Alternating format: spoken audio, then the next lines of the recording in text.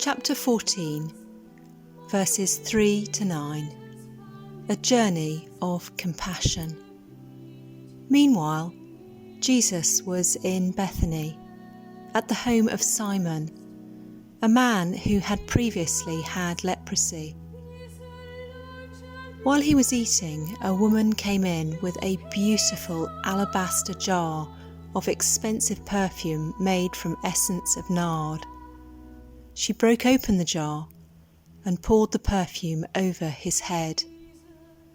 Some of those at the table were indignant. "Why waste such expensive perfume?" they asked. "It could have been sold for a year's wages and the money given to the poor." So they scolded her harshly. But Jesus replied, "Leave her alone. Why criticize her for doing such a good thing to me? You will always have the poor among you, and you can help them whenever you want to. But you will not always have me.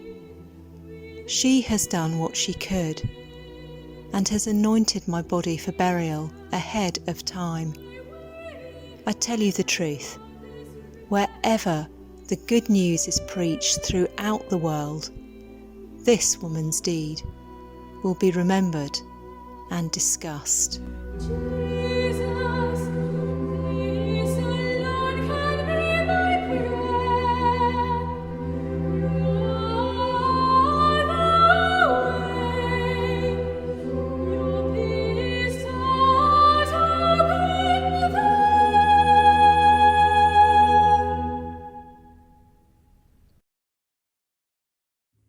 From today's reading, I just want to focus for a moment or two on the actions and reactions of those who were gathered for that meal around that table. Straight away, those at the meal scolded the woman for what she was doing, measuring the woman's actions by worldly standards, focusing on the financial rather than the motivation. The woman had chosen to use her perfume in that way, and yet those around the table criticised her harshly. Unkind words, critical, judgmental words can often be spoken. It's often the case that we can look at the action rather than the person. None of these things build up or encourage one another. And I wonder why the people around the table were so harsh in their comments. Perhaps they were frustrated that the woman had interrupted in what was otherwise an orderly meal. Perhaps they were embarrassed that the woman would extravagantly express her love and worship in that way. Perhaps they felt insecure. Suddenly their position seemed less certain and assured. Perhaps they felt uncertain at this expression of worship, which was so different from their usual experience of worship and the religious rules that govern their everyday life. But through this passage, we're reminded of the generosity of God and the call for us to be generous in our worship. We're reminded of the compassion of Christ in how he challenged those at the table, a compassion that we're called to mirror. We're reminded today of the acceptance of God. Acceptance that welcomes heartfelt worship of all different types and styles. And we're reminded today of the need for sacrifice in worship, a cost that can't be counted in pounds and pennies, but that can only be counted through how much we're willing to give of ourselves. We're reminded too of the need to ensure that we remain a place for everyone, where everyone's worship is valued and encouraged. I don't know why I did it really. It was just something I knew I had to do. My heart was so full of thankfulness for what Jesus had done, bringing my brother back to life, that I just knew I had to express my gratitude somehow. It seems a bit ridiculous really, in the cold light of day, that some perfume could be somehow reflect what was in my heart.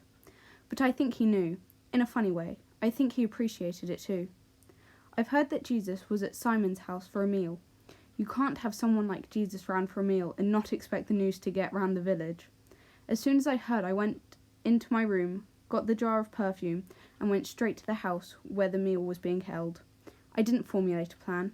I hadn't got a clue what I would do. I just walked in, quite unlike me really, and went up to Jesus, opened the jar, and poured the perfume over his head. What was I thinking? Hardly the subtlest of actions. The smell filled the air and just hung there. The perfume was lost in Jesus' hair, and then began to trickle down his neck and forehead. Silence descended on the room. Shocked faces looked on, uncertain as to what was happening or how they should react. The silence was broken by the harsh voices, angry, scolding me for wasting so much perfume. They were right, of course. It was expensive perfume, but it was my perfume to use as I wished. The voices were so hard and cutting, and suddenly what was meant to be an expression of my love for Jesus seemed so silly and frivolous and pointless. I felt embarrassed. I felt I'd put Jesus in a difficult position, and I felt as though I wanted the earth to open up and swallow me. With tears in my eyes, I lifted my head and prepared to leave.